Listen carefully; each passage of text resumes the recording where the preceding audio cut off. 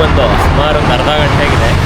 ಇನ್ನು ಈ ನನ್ನ ಮಕ್ಕಳು ಮಾತ್ರ ಬಂದಿಲ್ಲ. ನನಗಂತೂ ನಿಂತೇ ಸಾಕಾಗಿದೆ. ಎಲ್ಲೋದ್ರಪ್ಪ ಅವರು. ಎಲ್ಲಿದ್ದೀನಿ ಅಂತ ಯೋಚನೆ ಮಾಡ್ತಿದ್ದೀರಾ? ಪೂರ್ತಿ ವಿಡಿಯೋ ನೋಡಿ ಗೊತ್ತಾಗುತ್ತೆ. ನಾನಿವತ್ತು ಬೆಂಗಳೂರಲ್ಲಿದ್ದೀನಿ. ಒಂದು ಸಣ್ಣ ಟ್ರಿಪ್ ಹೊರಟಿದ್ದು, ಹಾಗೆ ಬೆಂಗಳೂರು ಬಂದಿದ್ದೆ. ಇಂತೂ ವೆಯ್ಟ್ ಮಾಡಿ ಬಂದರು. ಲೌಡಕ್ಕೆ ಬಾಲ್ ಏನೋ ಜಾನ್ಕೆ ಬಾಲ್ ಅಂತ ಓದಬ್ದಾಗಿದೆ ಅಂದರೆ ಬೇರೆ ಇದೆಯಾ ಕೆಳಗಡೆ ಇದೆಯಾ ಅಂತೆಲ್ಲ ನೀನು ಒಳಗಡೆ ಇದ್ದೀನಿ ಅಂತ ಹೇಳಿದ್ರು ಅದಾಗಿನ ಆಯ್ತು ದಿಕ್ಕಿಗೆ. ಗಾಡಿ ಸ್ಟಾರ್ಟ್ ಮಾಡ್ಕೊಂಡು ನಮ್ಮ ಪ್ರಯಾಣ ಸ್ಟಾರ್ಟ್ ಮಾಡ್ದೋ. ಅಷ್ಟೊತ್ತಿಗೆ ಗಾಡೀಲಿ ಫಾಸ್ಟ್ಯಾಗ್ ಇತ್ತಿಲ್ಲ. ಫಾಸ್ಟ್ಯಾಗ್ ಮಾಡೋಣ ಅಂತ ಹೇಳ್ಬಿಟ್ಟು ಅಲ್ಲೇ ಟೋಲ್ ಹತ್ರ ಮುಂದೆ ಹಾಕ್ಕೊಂಡು ಫಾಸ್ಟ್ಯಾಗ್ ಮಾಡಿಸ್ತಿದ್ದು. ಅಲ್ಲಿ ಕ್ಯಾಶ್ ಕೌಂಟ್ರಲ್ಲಿ ಹೋದರೆ 50 ರೂಪಾಯಿ ಇದ್ದರೆ 100 ರೂಪಾಯಿ ಕಟ್ಟಬೇಕು. ಹಂಗೆ ಅದು ಮಾಡಿಕೊಡ್ತಾರೆ. ಅದು ಸಿಮ್ ಟೈಪು ರೀಚಾರ್ಜ್ ಮಾಡ್ಕೊಬೇಕು. ಫಾಸ್ಟ್ಯಾಗ್ ಮಾಡಿಸ್ಕೊಂಡು ಹೊರಟು. ಎಲ್ಗಪ್ಪ ಹೋಯ್ತಿದ್ದಾರೆ ಅಂತ ಯೋಚನೆ ಮಾಡ್ತಿದ್ದೀರಾ? ನಾವಿವತ್ತು ಮಂತ್ರಾಲಯಕ್ಕೆ ಹೋಗ್ತಿದ್ದೀವಿ. ಒಂದು 4 ತಿಂಗಳಿಂದ ಪ್ಲ್ಯಾನ್ ಹಾಕಿ ಇವತ್ತು ಹೋಗ್ತಾ ಇದ್ದೀವಿ. ಬಂದು ತಲುಪತ್ತಿಗೆ 4 ಗಂಟೆ ಏನೋ ಆಗಿತ್ತು, ಬೆಳಗಿನ ಜಾವ.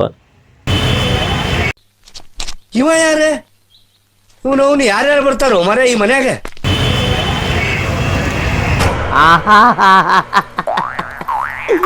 ಏನೋ ಕಂದಲೆ ಏನೋ ಏನ್ ಸ್ಮಾರ್ಟ್ ಆಗಿದೆಯಲ್ಲಿ.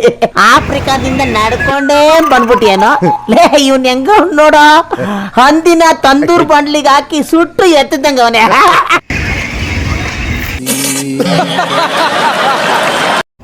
ಅಲ್ಲಿಂದ ರೂಮ್ಗೆ ಹೋಗಿ ಫ್ರೆಶ್ ಅಪ್ ಆಗಿ ಮತ್ತೆ ಬಂದ ವಾಪಸ್ಸು 5 ಗಂಟೆಗೆ. ಓ ಮೈ ಗಾಡ್, 5 ಗಂಟೆಗೆ ಸೂರ್ಯ ತಲೆ ಮೇಲೆ ಬಂದ್ಬಿಟ್ಟಿದ್ದಾನೆ.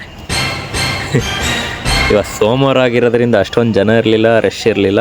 ನಾವಿಲ್ಲಿಗೆ ಬೈಕಲ್ಲೇ ಬರೋಣ ಅಂದ್ಕೊಂಡಿದ್ದೋ.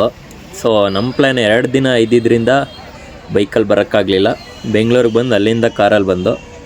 ಸೊ ಯಾರೆಲ್ಲ ಇನ್ನೂ ಟ್ರಿಪ್ ಹೋಗಬೇಕು ಅಂದ್ಕೊಂಡಿದ್ದೀರಾ, ಸೊ ಗಾಡಿ ಇಲ್ಲ ಅದಿಲ್ಲ ಇದಿಲ್ಲ ಅಂದ್ಕೊಂಡು ಕೂತ್ಕೊಂಬಿಡಿ. ಯಾವ ಗಾಡಿ ಆದರೆ ಎತ್ಕೊಂಡು ಹೋಗ್ತಾ ಇರಿ ಅಷ್ಟೇ. ಟ್ರಿಪ್ ಹೋಗೋದ್ರಿಂದ ಏನು ಯೂಸು ಅಂದರೆ ಮನೆ ಜವಾಬ್ದಾರಿ, ಆಫೀಸ್ ಟೆನ್ಷನು, EMI ಅದು ಇದು ಅಂತ ಸಾವಿರಾರು ತಲೆ ಬಿಸಿರುತ್ತೆ.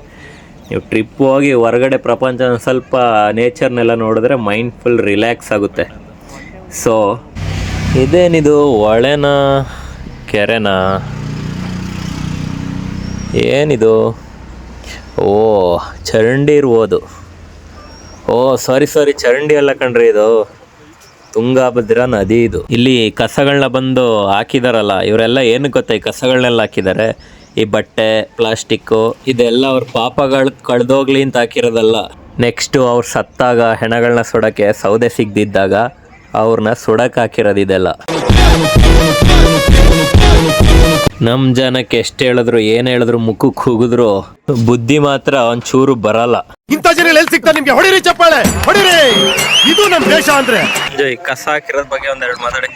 ಇವರು ನಮ್ಮ ಮಾತೇ ಇಲ್ಲ. ನಿಮ್ಮ ಸುತ್ತಮುತ್ತನು ಹೀಗೆ ಯಾರಾದ್ರೂ ಮಾಡ್ತಿದ್ರೆ ಕ್ಯಾಕ್ರಸ್ ಮುಕ್ಕೋಗಿರಿ, ಸ್ಲಿಪ್ಪರ್ ತಗೊಂಡು ಪಟ ಅಂತ ಮೊಕ್ಕೊಡಿರಿ. ಏನು ಹೊಟ್ಟೆಗೆ ಅನ್ನ ತಿಂತಾರ ಬೇರೆನಾದ್ರೂ ತಿಂತಾರ ಅಂತ ಕೇಳಿ. ಅಲ್ಲಿಂದ ನಾವು ವ್ಲಾಗ್ ಮಾಡ್ತಿದ್ದೋ. ನಮಗೆ ಕಾಂಪಿಟೇಷನ್ ಕೊಡೋಕ್ಕೆ ಒಂದು ನವ ಜೋಡಿಗಳು ವ್ಲಾಗ್ ಮಾಡ್ಕೊಂಡು ಹೋಗ್ತಾಯಿದ್ರು. ಈ ಪುಣ್ಯಸ್ಥಾನದಲ್ಲಿ ಈ ನದಿ ನೋಡಿ ನನಗಂತೂ ತುಂಬಾ ಬೇಜಾರಾಯಿತು. ಆ ಪುಣ್ಯ ನದಿಯಲ್ಲಿ ನಾವು ತಲೆಗೆ ನೀರು ಹಾಕ್ಕೊಂಡು ಸ್ವಲ್ಪ ಪುಣ್ಯ ಪಡ್ಕೊಳ್ಳೋಣ ಅಂತ ಹೋಗಿದ್ದು. ಅಲ್ಲಿ ನೋಡಿದ್ರೆ ಆ ನೀರೆಲ್ಲಾದ್ರೂ ಹಾಕ್ಕೊಂಡ್ರೆ ಇರೋ ಕಾಯಿಲೆಗಳೆಲ್ಲ ಬಂದ್ಬಿಡುತ್ತೆ. ಇವ್ರು ನೋಡಿ ಹೂ ಮತ್ತು ಹಣ್ಣು ಯಾವುದೋ ಅಂಗಡಿಲಿ ತಗೊಂಡು ಯಾವುದೋ ಅಂಗಡಿಯಲ್ಲಿ ಸ್ಲಿಪ್ಪರ್ ಬಿಡಕ್ಕೆ ಹೋಗಿದ್ದಾರೆ.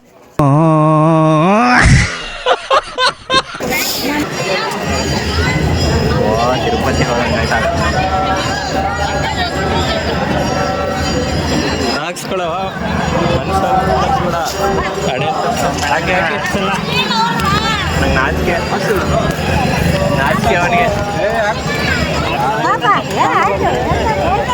ಅಲ್ಲಿಂದ ದರ್ಶನ ಮಾಡೋಕ್ಕೆ ಅಂತ ಒಳಗಡೆ ಬಂದು ದೇವಸ್ಥಾನದ ಒಳಭಾಗದಲ್ಲೂ ಮತ್ತು ಹೊರಭಾಗದಲ್ಲೂ ಏನೋ ಒಂಥರ ಪೀಸ್ಫುಲ್ ಆಗಿದೆ.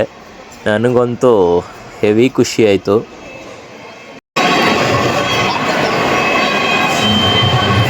ತುಂಬ ಅಂದರೆ ತುಂಬಾ ಖುಷಿ ಆಗ್ತಿದೆ. ಇವತ್ತು ನಾವು ಮಂತ್ರಾಲಯಕ್ಕೆ ಬಂದಿದ್ದೀವಿ.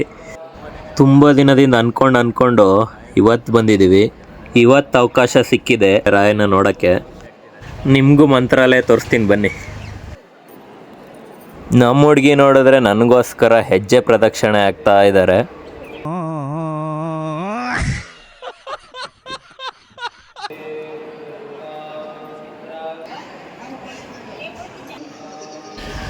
ಒಳಗಡೆ ಅನೇಕ ವಿಗ್ರಹಗಳಿದ್ವು, ಚಿನ್ನ ಬೆಳ್ಳಿ ಮತ್ತು ರಾಯರದು ಸುಮಾರು ವಿಗ್ರಹಗಳಿದ್ವು. ಹಾಗೆ ನೋಡಿಕೊಂಡು ಮುಂದೆ ಹೋದ್ವಿ.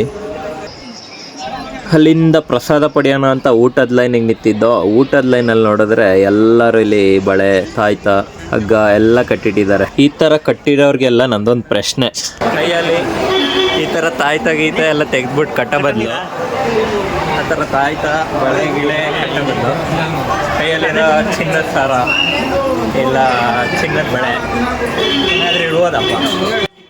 ಇದ್ರ ಬಗ್ಗೆ ನಿಮ್ಗೇನು ಅನಿಸುತ್ತೆ ಕಮೆಂಟ್ ಮಾಡಿ. ಮತ್ತು ಆ ಥರ ತಾಯ್ತ ಹಗ್ಗ ಎಲ್ಲ ಯಾಕೆ ಅಲ್ಲಿ ಕಟ್ಟುತ್ತಾರೆ ಅಂತ ಒಂದು ಕಮೆಂಟ್ ಮಾಡಿ. ಪ್ರಸಾದ ಮಾತ್ರ ತುಂಬ ಚೆನ್ನಾಗಿತ್ತು, ಹೊಟ್ಟೆ ತುಂಬ ತಿಂದು.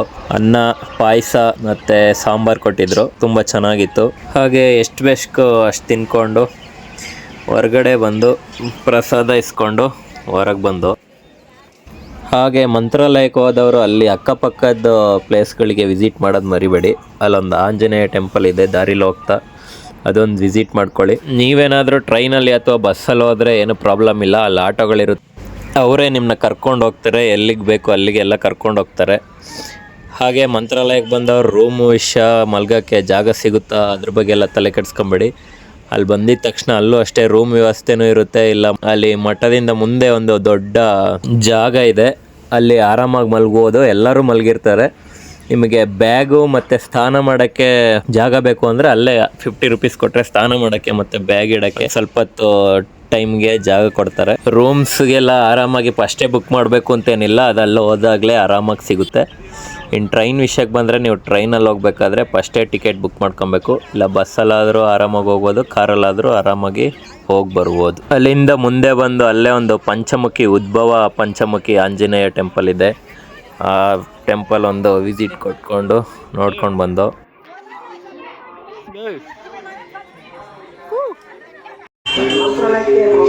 ಅಲ್ಲಿದ್ದ ಕಲ್ಲೆಲ್ಲ ವಿಸ್ಮಯಕಾರಿಗಳಾಗಿತ್ತು, ಎಲ್ಲ ಜೋಡಿಸಿದ ಥರ ಇದ್ವು. ಅಲ್ಲಿ ಹಾಸಿಗೆ ದಿಂಬು ಮತ್ತು ಪುಷ್ಪಕ ವಿಮಾನ ಅಂತ ಬರೆದಿದ್ರು. ಅದೆಲ್ಲ ಮಲ್ಕೊಳ್ಳೋಕ್ಕೆ ಯೂಸ್ ಮಾಡ್ತಿದ್ದಿದ್ದು ಆಂಜನೇಯ ದೇವರು ಅನಿಸುತ್ತೆ. ನಿಮಗೇನಾದರೂ ಇದ್ರ ಬಗ್ಗೆ ಗೊತ್ತಿದ್ರೆ ಕಮೆಂಟ್ ಹಾಕಿ. ಹಾಗೆ ಅಲ್ಲಿ ರಾಯರ ಮನೆ ದೇವರಿಗೆ ಭೇಟಿ ಕೊಟ್ಟು ಹಾಗೆ ಸನ್ಸೆಟ್ ನೋಡಿಕೊಂಡು ಇನ್ನು ಗೋಶಾಲೆ ಇತ್ತು, ಗೋಶಾಲೆಗೊಂದು ಹಾಗೆ ವಿಸಿಟ್ ಕೊಟ್ಟು ಅಲ್ಲೇ ಪಕ್ಕದಲ್ಲಿ ತುಂಗಾಭದ್ರಾ ನದಿ ಹರಿತಿತ್ತು. ತುಂಗಾಭದ್ರಾ ನದಿ ಹರಿಯೋದು ನೋಡಿಕೊಂಡು ಅಲ್ಲೇ ಬೃಂದಾವನ ಇದೆ, ಬೃಂದಾವನದ ನೋಡಿಕೊಂಡು ನಾವು ಅಲ್ಲೇ ಪಕ್ಕದಲ್ಲಿ ಬಿಚ್ಚಾಲಮ್ಮ ದೇವಿ ದೇವಸ್ಥಾನ ಇತ್ತು. ನೋಡೋಕ್ಕೆ ಮಾತ್ರ ತುಂಬ ಚೆನ್ನಾಗಿದೆ. ಇದು ಇವಾಗ ಪೂರ್ತಿ ಕಟ್ಟಿರೋದು, ಇದು ಫಸ್ಟು ಹಳೆ ಇದ್ದಾಗ ಇದ್ದಿದ್ದು. ಈ ದೇವಸ್ಥಾನ ಇದು ವಿಶೇಷ ಅಂದರೆ ಬಾಳೆಹಣ್ಣು ಮತ್ತು ಬೆಲ್ಲದಲ್ಲಿ ಕಟ್ಟಿರ್ತಾರೆ. ನೋಡೋಕ್ಕೆ ಮಾತ್ರ ತುಂಬ ಚೆನ್ನಾಗಿದೆ. ನೀವು ಹೋದಾಗ ವಿಸಿಟ್ ಕೊಡಿ, ಮರಿಬೇಡಿ. ಇವ್ರು ಬಂದ್ಬಿಟ್ಟು ಎಲ್ಲಿಗೆ ಬಂದ್ಬಿಟ್ಟು ಯಾವ ಕಡೆ ಅಂದ್ರೆ ಹೇಳ ಸ್ವಲ್ಪ ಇಲ್ಲಿ ನಮಗೆ ಜಗಾರ ಆಗ್ತದೆ, ಡಿಸ್ಟರ್ಬೆನ್ಸ್ ಇದೆ, ಮನಸ್ಸಿಗೆ ಶಾಂತಿ, ನೆಮ್ಮದಿ. ನಾವು ಶಾಂತಿ ಯಾರು ದೇವ್ರ ದರ್ಶನ ಮಾಡಿ ಮನಸ್ಸೇ ಇಲ್ಲೇ ಶಿನಾರಿ ಆಯ್ತಾರ ಮನಃಶಾಂತಿ, ನೆಮ್ಮದಿ ಶಾಂತಿಯಿಂದ ಫುಲ್ ಆಗಿದೆ. ಬಂದಲ್ಲ ಏನೋ ಒಂಥರ ಫುಲ್ ನೆಮ್ಮದಿಯಾಗಿದೆ. ನಿಮ್ಮಿಂದ ಸ್ವಲ್ಪ ಹಾಳಾಗ್ತಿದೆ ಅಷ್ಟೇ.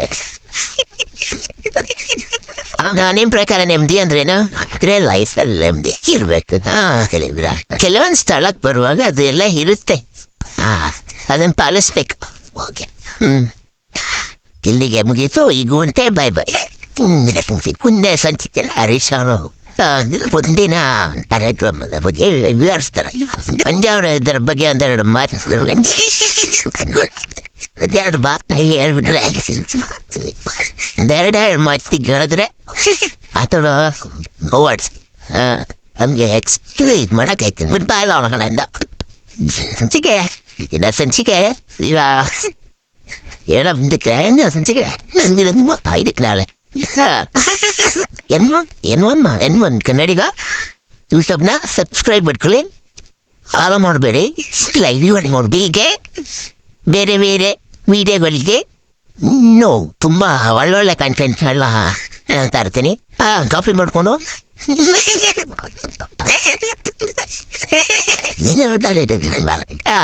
ಇರ್ತೀವಿ. ಚೆನ್ನಾಗಿರೋ ಏನೋ ಋತು ಯಾರು ಪ್ಲೇಸಸ್ ನೋಡಿಸ್ತೀವಿ. ಚೆನ್ನಾಗಿರೋ ಹುಡುಗಿರ್ನೆಲ್ಲ ತೋರಿಸ್ತೀವಿ. ಅದನ್ನ ಬೇಕಿದ್ರೆ ಯೂಟ್ಯೂಬ್ ಚಾನೆಲ್ ಅಲ್ಲಿ ನೋಡ್ಬೋದು. ಇನ್ಸ್ಟಾಗ್ರಾಮ್ನ ಫಾಲೋ ಮಾಡ್ಕೊಳ್ಳಿ. ನಾನು ಒಳ್ಳೆ ಹುಡುಗಿರಿದ್ದಾರೆ, ಬರೀ ಹುಡುಗಿರ ಕಾಂಟ್ಯಾಕ್ಟ್ ವಿಡಿಯೋವನ್ನು ತರ್ತೀನಿ. ಪ್ಲೀಸ್ ಸಬ್ಸ್ಕ್ರೈಬ್ ಮಾಡ್ಕೊಳ್ಳಿ, ಫಾಲೋ ಮಾಡ್ಕೊಳ್ಳಿ, ಲೈಕ್ ಮಾಡಿ, ಶೇರ್ ಮಾಡಿ. ಅಲ್ಲಿಂದ ವಾಪಸ್ ನಾವು ಮಂತ್ರಾಲಯದ ಕಡೆನೇ ಬಂದೋ, ಯಾಕೆಂದರೆ ನೈಟ್ ಲೈಟ್ ಚೆನ್ನಾಗಿರುತ್ತೆ ಮತ್ತು ಅಲ್ಲೊಂದು ಸ್ವಲ್ಪ ಹೊತ್ತು ಕುತ್ಕೊಂಡ್ರೆ ನೆಮ್ಮದಿ ಸಿಗುತ್ತೆ ಅಂತ ಹೋಗಿದ್ದು.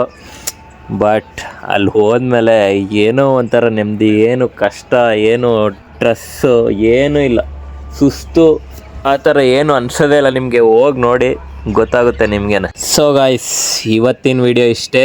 ಸೊ ಯಾರಿಗೆಲ್ಲ ಈ ವಿಡಿಯೋ ಇಷ್ಟ ಆಯಿತು ಲೈಕ್ ಮಾಡಿ, ಫಾಲೋ ಮಾಡಿ. ಹೊಸ್ದಾಗಿ ಯಾರು ನನ್ನ ವಿಡಿಯೋ ನೋಡ್ತಿದ್ದೀರಾ ಪ್ಲೀಸ್ ಫಾಲೋ ಮತ್ತು ಸಬ್ಸ್ಕ್ರೈಬ್ ಮಾಡ್ಕೊಳ್ಳಿ. ನಂದು ಯೂಟ್ಯೂಬಲ್ಲೂ ಅಕೌಂಟ್ ಇದೆ, ಇನ್ಸ್ಟಾಗ್ರಾಮಲ್ಲೂ ಅಕೌಂಟ್ ಇದೆ. ಪ್ಲೀಸ್ ಫಾಲೋ ಮಾಡ್ಕೊಳ್ಳೋದು ಮರಿಬೇಡಿ. ಬಾಯ್ ಬಾಯ್, ಲವ್ ಯು ಗೈಸ್.